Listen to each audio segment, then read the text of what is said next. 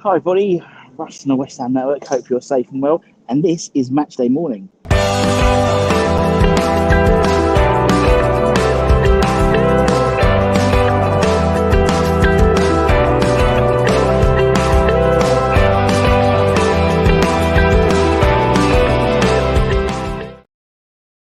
Yes. Pete's Rusty B running late for a change.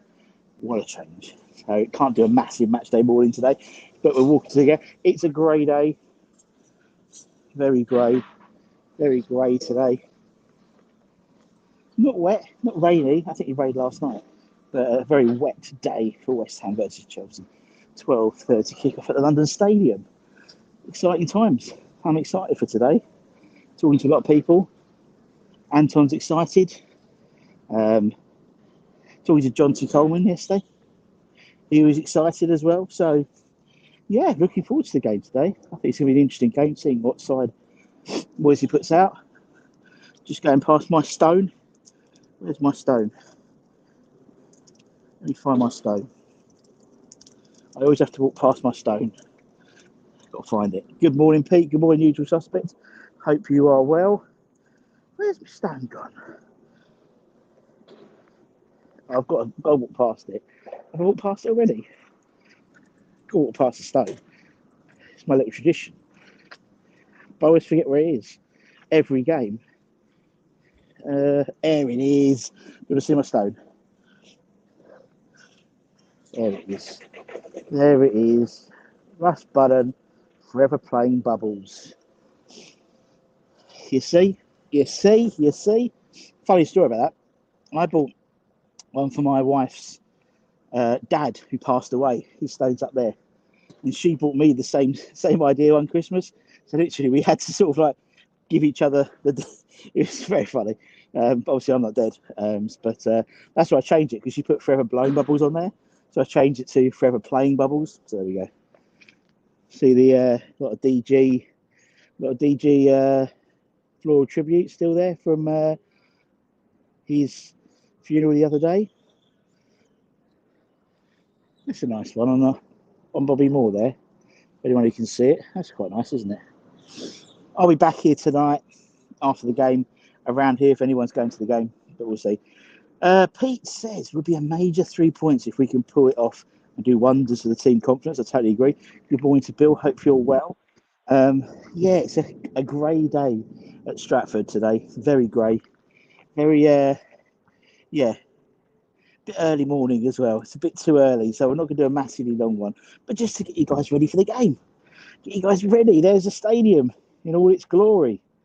There we go. Oh dear, 12:30.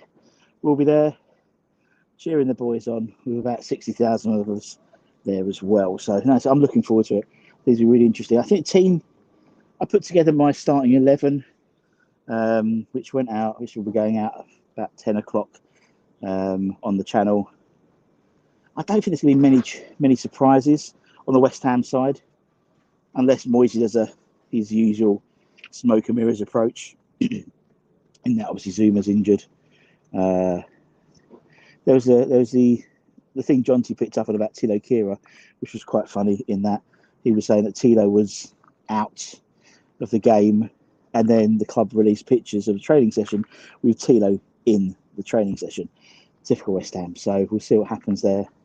I think it'll be a bit too, based on his injury, wouldn't risk him. I think Ben Johnson came in and played a really good game in the second half against Newcastle. I think we'll go to keep the back three. No spoilers to my selected 11, but I think we'll go with a keep the back three. But you never know. He might mix it up to a back four. I don't think he will. That back four gives you another midfield player though, and I think that midfield is going to be interesting with people like Enzo Fernandez, Conor Gallagher. Some big. I think Kovacic is back as well. I think Dennis Zakaria for Chelsea was training the other day, so I wouldn't mind putting another midfielder in all honesty. But that's just my opinion.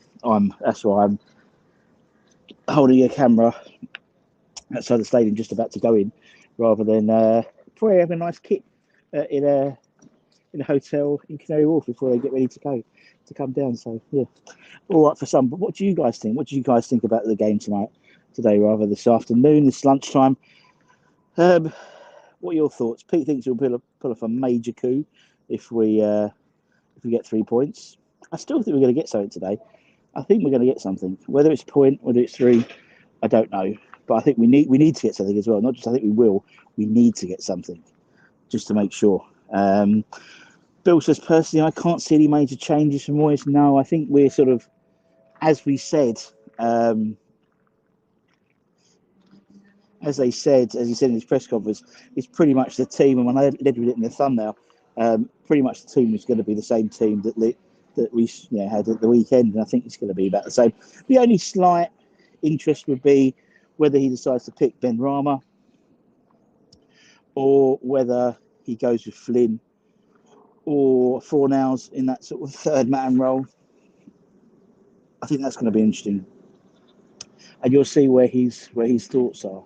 If he decides that he wants to go on the offensive, it'll be Ben Rama. If he feels that he wants to go with more of a solid base, which is probably more likely to, then it'll be a Fornals or Flynn. Not too sure about that one, but we'll wait and see when the team's announced about 11:30. Pete says must go at them from the start and not start slowly like usual. Yeah. The thing is about Potter, he's always got Moyes' number, hasn't he? How many times have we played Brighton and he just seems to out-tactic Moyes in terms of what he's trying to do. So yeah, I'm excited to it. I think it's going to be a really good game. As I said, Anton will be doing the watch along, and please, if you're not going to the game, please join him as usual. Give your comments during the game, and we'll try and read out as many as possible. Then afterwards, we'll go to Rosslyn. Then afterwards, I'll be down here by the European statue and try and grab some people. So if you're going to the game, meet me by the European statue on after the game. I'll be a little bit after the game because I have to get out and play some music and let everyone leave the place. And yeah, kind of as you say, get you on camera if you want. We usually get a few. It's quite nice, particularly if we've won. Everyone's happy to talk. If we don't win, no one's happy to talk. It's just me and Anton just talking to ourselves. But yeah, it's not cold today. Weather report, not cold. Grey.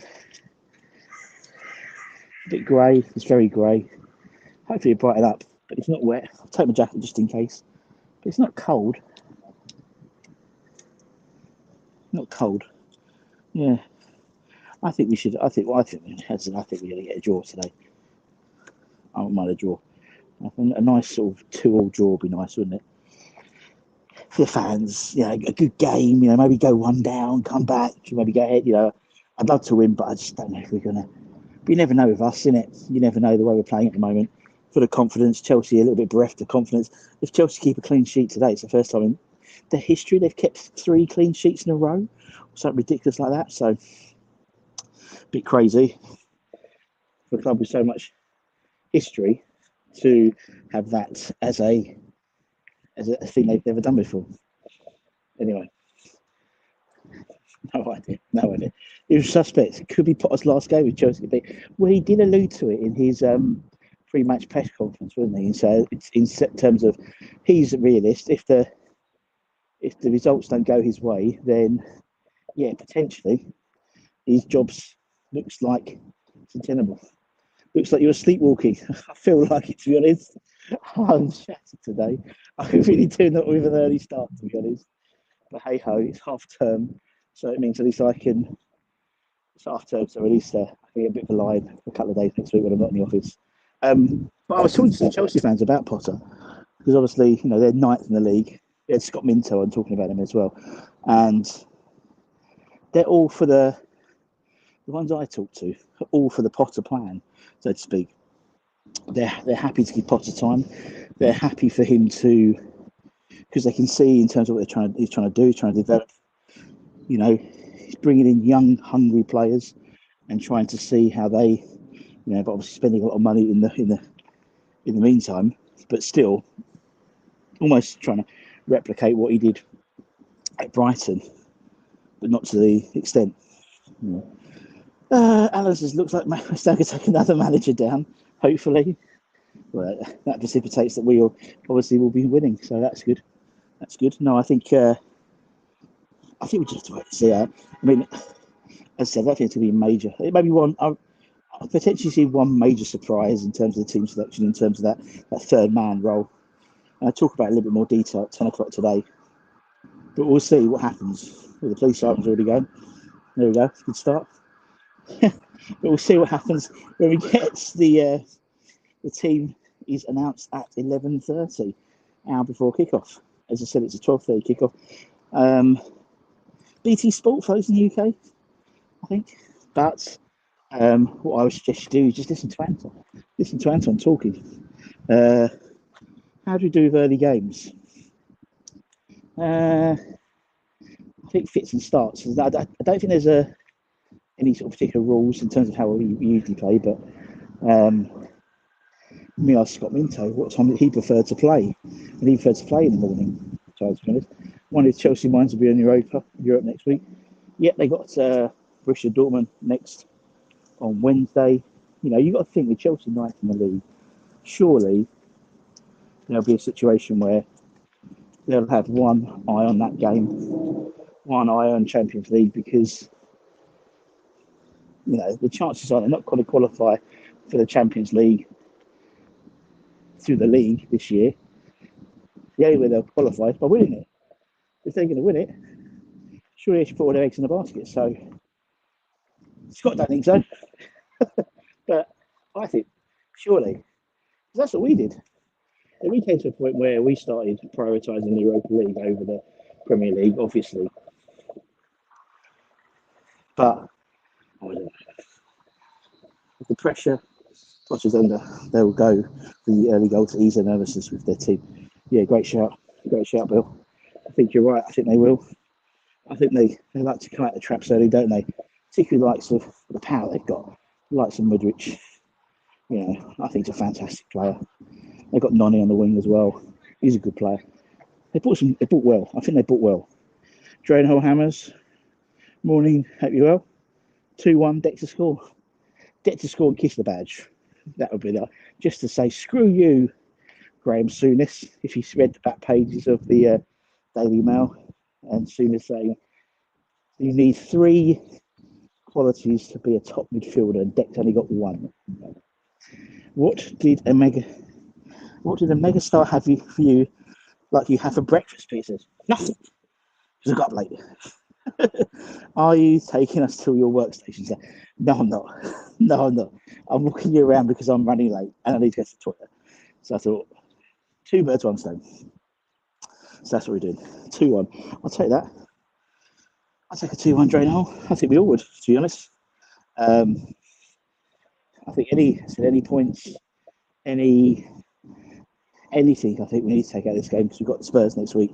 And obviously, with the Spurs game, you look at that, we've got the likes of, I mean, they've got Lloris out. They're trying to get Ben Foster on loan, aren't they, on a short-term deal. And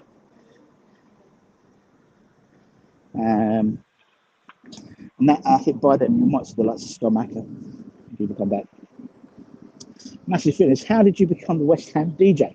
Through luck, more than judgment. So, about 22, 23 years ago it was, I contacted the Matchday announcer at the time, a guy called Jeremy Nicholas. He was a sports journalist. I was at university at Loughborough. He was also, as well as being a journalist, as well as being the West Ham person, was on Talk Sport. He was also on East Midlands Today, so sort of near Loughborough. I was thinking about becoming a journalist. So I asked him for some advice, and he said, come be my runner at Talk Sport if you want, and you can learn bits and bobs. Yes, please. That didn't work out. He then got sacked by Talk Sport, but by then West Ham had just built the Rio stand, and the old announcers box was on a porter cabin on stilts, if anyone remembers, between the West and North stand, or the Bobby Moore and what was the West stand, and now obviously the Dr. Martin stand, or the Alpari stand, or whatever they called it that game. He was right in the gods, and he couldn't do the journey. So he said to me, "Do you want to come give me a hand?" And I said, "Yeah," and that was it. That was 22 seasons ago, and just kept quiet. And they moved me with the furniture. They moved me across. That's what we did.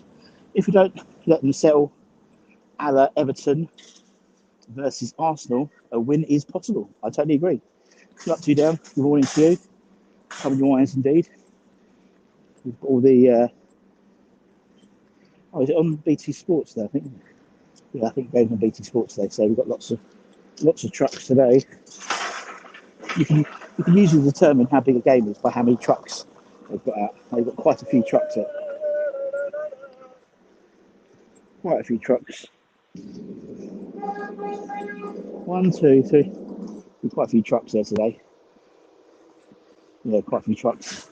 So it's obviously a high-profile game today. BT Sport. Morning, Cyber. Sorry, can't see you. Can I meet you? Of course you can, Cyber. If you can find me, you can meet me. Anyway, guys, I'm going to have to go because I really need a week. Are rumors true? Matt is back in Italy. I don't know. He was pictured training the other day, so I don't know if he'll be back. But Cornet's in France, isn't he? So I don't know if he's back yet. Anyway, guys, I've got to go. I'm really sorry for short and sweet, just like me. But please keep an eye on the channel. We've got loads of stuff coming out today. Got the watch along. We've got all the stuff in terms of the starting 11 show. We'll have the highlight show.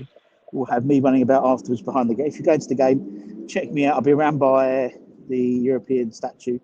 And yeah, that's all good. So take care, stay safe, stay warm, stay humble, and come on,